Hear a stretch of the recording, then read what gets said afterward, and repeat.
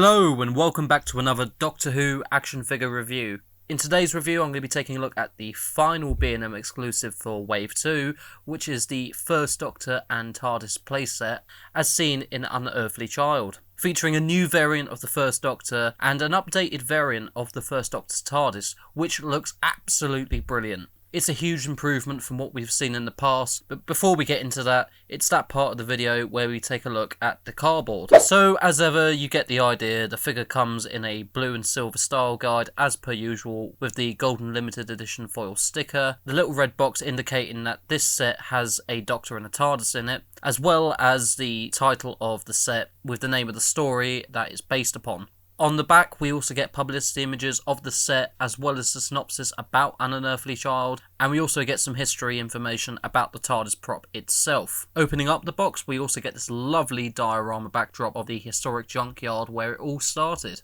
It looks really great when displayed with your toy if you decide to keep these, as they are a really nice way to display your figures if you have unlimited space. So starting off with the brand new variant of the First Doctor, it's mainly based off of his appearance as was seen in that very first episode. He's got the longer hair, the Astrakhan hat, as well as the scarf and the closed jacket. Now, this figure has been released twice in the past, but there is a few tweaks this time round, as you may have noticed that he no longer wears the cape, which was seen in that story. Now, from what I've been told, they originally wanted to release him without the scarf and cape, but the head has a longer neck, so they decided that it was deemed too odd to release it without one. So they decided to add on just the scarf. Now, I don't know why they didn't just reuse the caped version, as he did wear it throughout those scenes in the junkyard, but one can argue it could just be put down for creative licensing. Who knows? But the scarf itself is actually a brand new sculpt, which looks good, as they may have had to adapt the original to have this finished result. Also, another detail to be pointed out is that the cravat is now black, which is kind of odd, but you can argue that this figure is based off the pilot episode where he just wore a standard shirt and tie. However, due to the budgeting requirements, it may have been deemed too expensive to actually adapt this sculpt, so they've had to make do with what they got.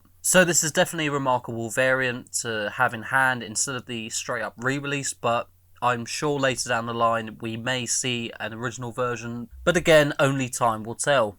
But moving on to the paint apps, they look great. The sculpt does look like William Hartnell. All the grey hair with the lighter wash over the top is very distinctive and makes all those layers of the hair really pop out. I'm not too sure about the paint apps on the skin, however, as he looks slightly too pale, almost like he is a walking corpse at this point, but 'tis only a minor nitpick. The hat itself is also a superb sculpt, with all the creases, and the material of the hat itself just looks really accurate, and the paint job around the eyes. The paint job around the eyes is really nice and crisp as well, and doesn't seem to have too much paint bleeds on mine. It just looks really nice. And then moving on to the jacket, there's not much to say other than the fact it's been sculpted to look done up, and it is again really nice. It's quite rare that the First Doctor ever did button up his coat, but it is a nice variant nonetheless. Moving down to the trousers, they do seem to be the wrong pattern again that was seen on the Censor Arts version. However, this time they seem to be painted a lot darker, almost to the point of being grey. Again, they do look more like his trousers in the final 2 seasons of his tenure, but it makes out to be a interesting variant. It is such a shame he never came with his cape, as I think I would have been sold on this figure completely. So up next we have the TARDIS, which is based off the prop that was first seen in that very first episode, which I can just say it looks amazing. This is definitely one of the best TARDIS toys that they have released, as it just looks so accurate. I really cannot fault it here whatsoever. There is a new major bit of tooling that's going on, which you can obviously see that is in fact the roof, as well as the lamp. This is something I did not think we would see, as I just assumed we would get... This was something I did not think we would see, as I just assumed we would just get a slightly different paint job of the previously released box, which did in fact have the incorrect roof and lamp. But as per usual, this is in fact the same sculpt as used on the other classic TARDISes, but with a slight few alterations. And I must say, it makes for a really lovely representation of that original box. However, apart from the roof, there is also some additional details that have been added. We've also got new windows that include the little window sill, which is a nice attention to detail. We also have new pebble glass on the windows, which is more accurate to how it was in the show back then. And not to say that the previous one was bad, but they were a little more subtle from a distance. You probably couldn't tell that they were even there. You also have the new sign with the new font, which is again very accurate to what was seen, with a dark wash over the top. My only gripe is the fact that the frame around the sign should be painted blue, but apart from that, it just looks great. Both the signs and the windows have been painted with a dirty wash on, as it was a request of Sidney Newman wanting it to look more battered. In fact, this whole toy has been covered in a dirty wash, which just looks excellent. As I've said, the prop itself looks ropey and battered, and it did get dirtier over time, and they've done so well capturing that on this toy. The gold lock is still present, and unfortunately the handle too. It is a shame, as the original prop didn't have that, but apart from that, it is just another minor gripe. I just absolutely love this TARDIS. Another little added bonus is that the way that they've painted on the Another little added bonus is the way that they painted the St. John's ambulance sticker. Supposedly, St. John Ambulance have actually taken away the licensing from Doctor Who, which is why some of the recent products have not had the logo present on their merchandising.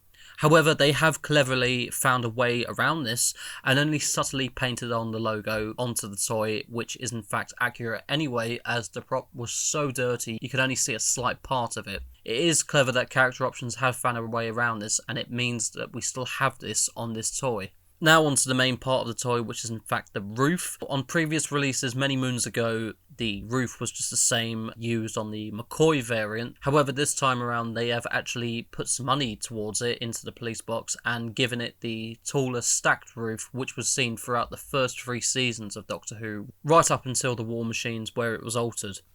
It is just a covered piece that just extends onto the component's main part, but it works well. I won't complain about it here. It just looks great, and is amazing that we got this at all. Again, it's covered in the dirty wash. As well as that, we also get a brand new lamp, which is of course the very same lamp that was used throughout season 1 and I think the beginning of season 2. And I know that they did change it, but I cannot recall if it was at the beginning of the season or halfway through. I mean, can't be right at everything, I suppose. But overall, it looks really nice that you have this Fresnel lens with the 4 corner posts as well as the bump on the top. It just looks amazing, and I just can't believe the amount of sheer detail they have put into this little lamp. And then taking a look at the police public call box signs, it just looks good with all that dirty wash, which also makes it blend in with the rest of the box. As well as that, you also have the shorter base that was seen on all of the other B&M exclusive TARDISes. Now, even though I don't have my original in hand at the moment, as you can tell by this photo with this new toy, the box itself just looks completely different with the sheer amount of adapting that they've done to this new box. As much as I really do love that original release, this new one is slowly becoming my all-time favourite when it comes to 60s variants. So for articulation for the First Doctor, his head can move side to side as it's hindered by the scarf. The arms can do a full 360. The biceps can do a full 360 as well. The elbows can do a 90-degree turn. And the wrists can also do a full 360. You've also got articulation at the waist. It seems a little bit stiff on mine, so I don't really want to force it. The legs can also move forward and out to the sides, but it is also hindered by the coat. He's also got thigh articulation, and he can also bend at the knee. So even though it's such a very wealthy... So even though the TARDIS hasn't got any electronics, the only thing that this TARDIS can actually do is open the doors. And to shut them, there is a little button up there. Press that down. It shuts that, and you've also got a spring-loaded button at the bottom here, just to simply close the doors. And that's it. It's pretty much a very expensive paperweight.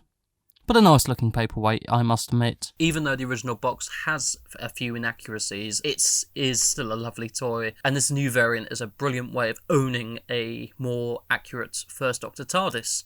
The only thing you will be missing is the fact that there are no lights and sounds, which are featured on the old toy, but if you're not too bothered about that, then I'd highly recommend this new version. Overall, I really loved this new First Doctor TARDIS, and a toy that people have been begging for absolutely ages.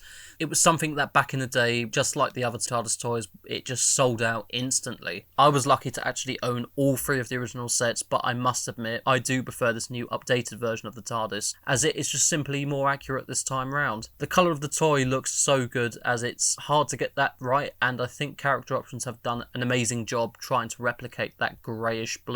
And I'm still in disbelief that they've actually added in the smaller details like the window sills as well as the lamp, as I just assumed that we would just get the standard later 60s version, which it did have later down the line. The First Doctor is an odd but welcoming variant for collectors out there, as it is hard to get that original figure considering it was released more than a decade ago. And now this is the chance for fans to actually get a hold of it. Yeah, there may be a few slip-ups regarding that he no longer dorms the cape, but I think it's a nice little variant nonetheless. Thank you all for watching. I hope you managed to track this set down as well as all the others, as it's definitely going to be one of those sets that are hard to come by. My next review will be on the K1 robot and the 4th Doctor set that is supposed to be coming out in January, so fingers crossed I'll be able to grab that. Until then, bye for now.